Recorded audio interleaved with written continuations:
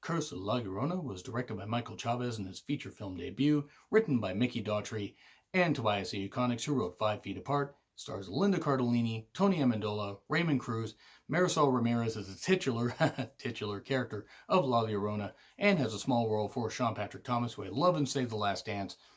And, cheesy as that movie was, and he was also good in other movies. Please check out his IMDb to figure out what you enjoyed him in.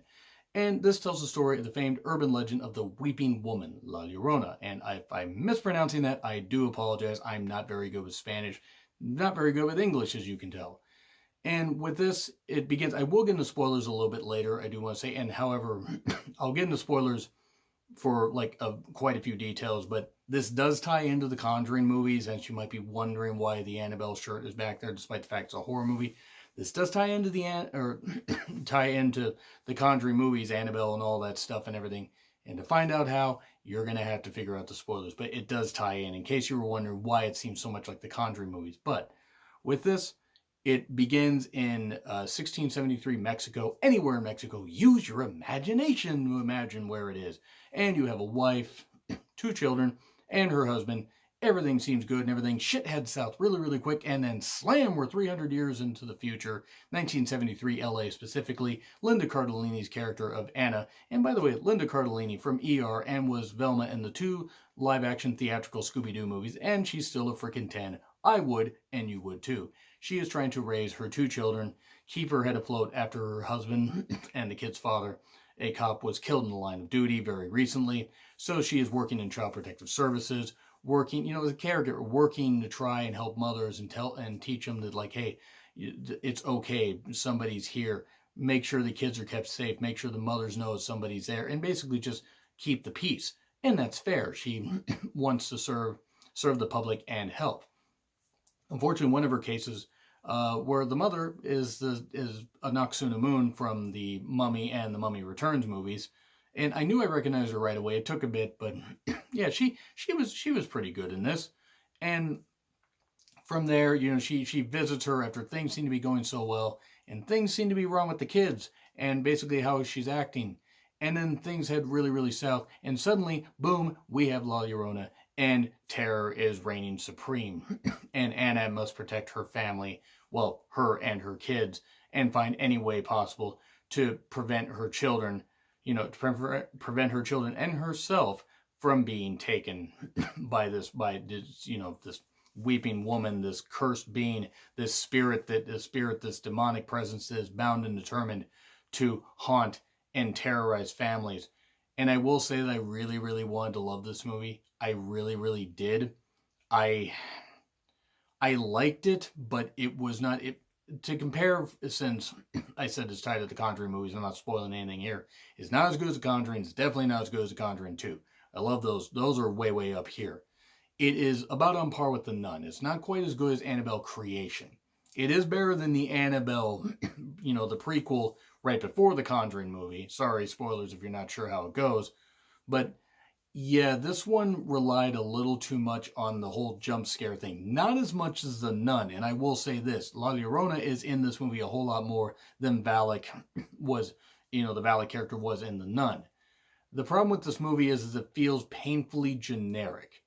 And that was something that I really, really was disappointed by. Now, I'm not saying anything's bad about the movie, but I wasn't as affected by it. I didn't really enjoy it as much as I necessarily thought I would.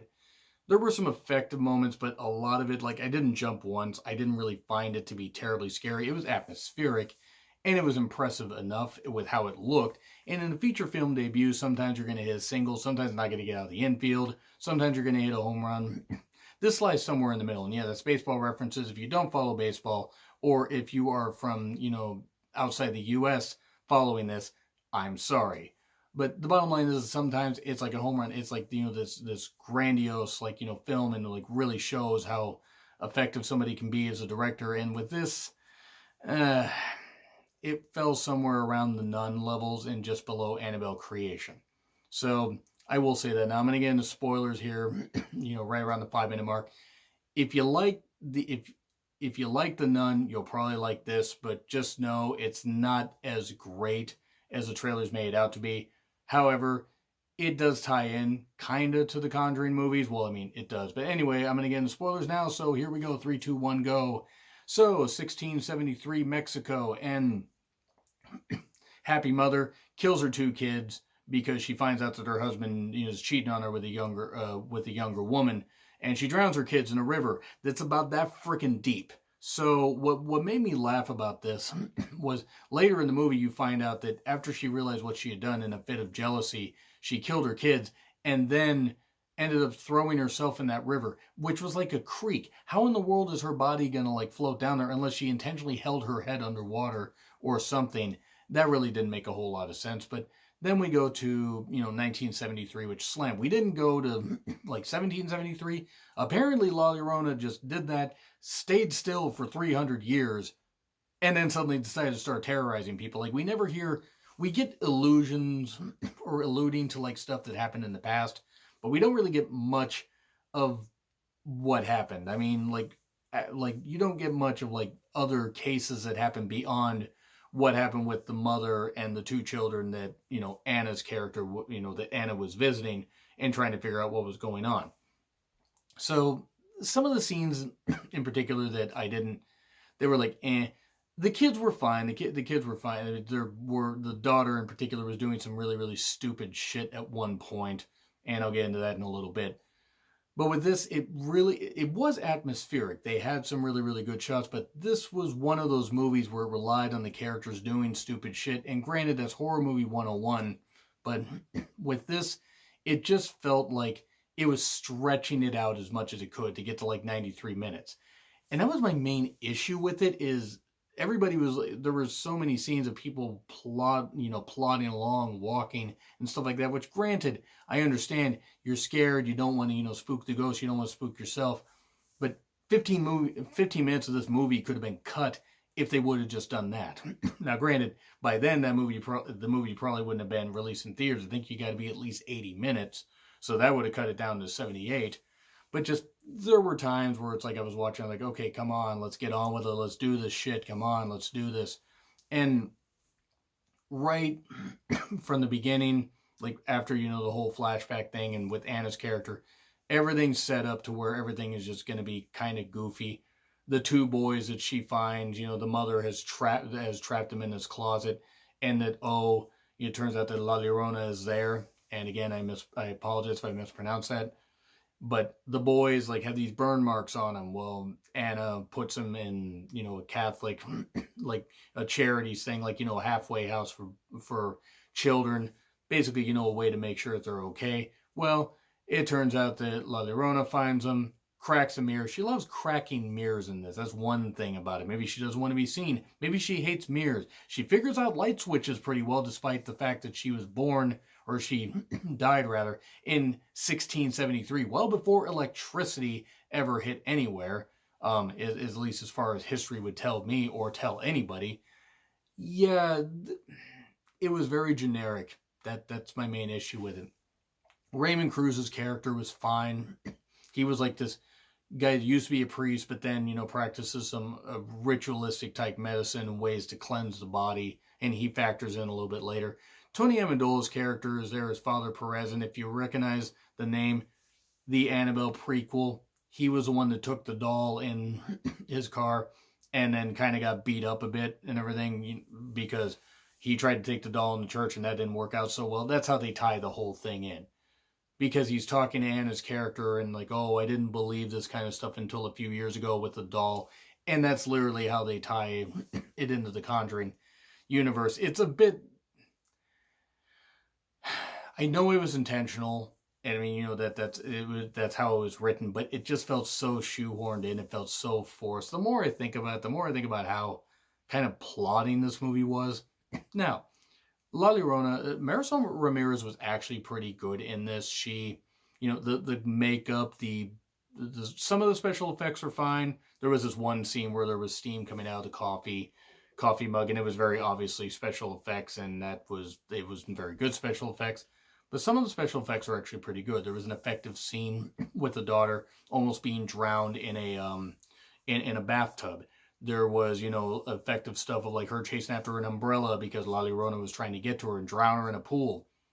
The problem with the movie is once it gets to this whole thing of, Raymond Cruz's character is like, okay, I will help you. It becomes like a ritual thing, and he says we're dealing with an evil that has no that has no boundaries. Yet they put some they put some wood shavings or stuff or whatever from like this tree that witnessed La Llorona kill her children, and or how she became La Llorona. And now if you put this in the doorway, suddenly she can't enter. So I guess she does have fucking boundaries. Then there's a whole thing where the mother that Anna ended up not being able to help, whose two boys died, she says in jail, oh, I prayed to her that she would come and take your children so she would give my children back, because making a pact with a demon always fucking works out, doesn't it?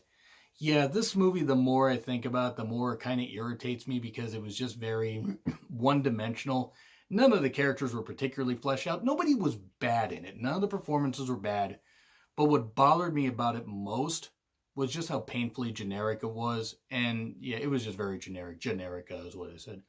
But yeah, this just wasn't very effective. The scares were it was okay.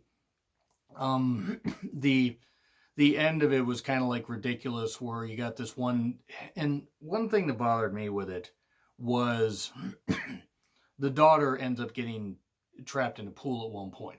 And La Llorona is like, okay, trying to drown her. She's like trying to, hold her down and stuff like that. And Anna, jumps in there and tries to fight her off and tears this necklace away from her. And then Raymond Cruz's character puts salt in there to basically make the pool holy water, which apparently is something you could fucking do. But it is what it is. What the fuck do I know about medicine and all those kind of, religious rituals? But then, because the daughter was down there for so long, now, if La Llorona calls her, she will come. But then they lock him in a bit of a closet, except they don't lock him. They just put him in there, knowing that this demon, this spirit, this evil presence can take the children at any time. Don't even bolt the door, tie the door down, or whatever. Things go south.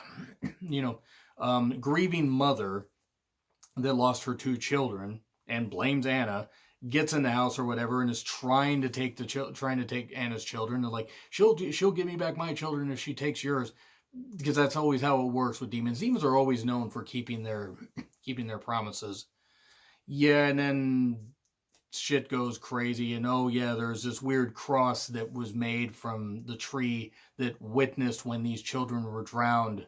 The tree that was right there, that somehow just magically appears in LA in 1973 and doesn't have much of a stake, but then suddenly has a stake. And near the end, how do you kill a demon? Do you banish it back to hell? Do you do this kind of stuff? Do you throw the tears of La Llorona at her, like the mother's tears or something like that? Nope, you stab her like she's a frickin' vampire. That's how it fucking works. And there was this one particular scene earlier, or sequence earlier, where the boys are found dead. Anna goes there with her children. Her children are in the back there, and the daughter's sleeping. The son's awake, and the son decides to go exploring because he's excited to be a cop. And instead of staying in the frickin' thing like he should have, nope, decides to get up and go do stupid shit by like looking around at the fencing or whatever and hearing crying and thinking, there's crying. It's a weird, it's a covered area, and there's a crying person, and she's clearly creepy and freaking me out. Maybe I should go away from her. Nope, I'm just going to stand there like a fucking idiot.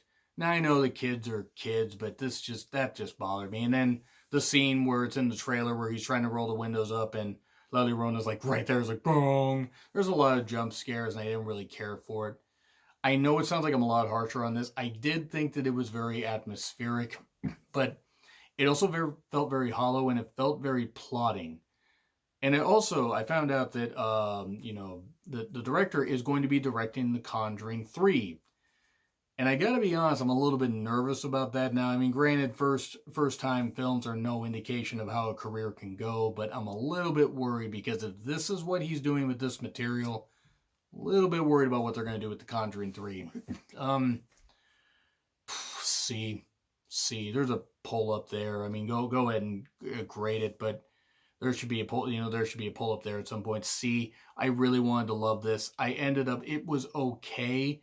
It had its moments, but I can't say it was great. Anyway, agree, disagree with what I said. Like, share, subscribe. Twitter handle in the description. I'm John Ritlin. I will see you soon.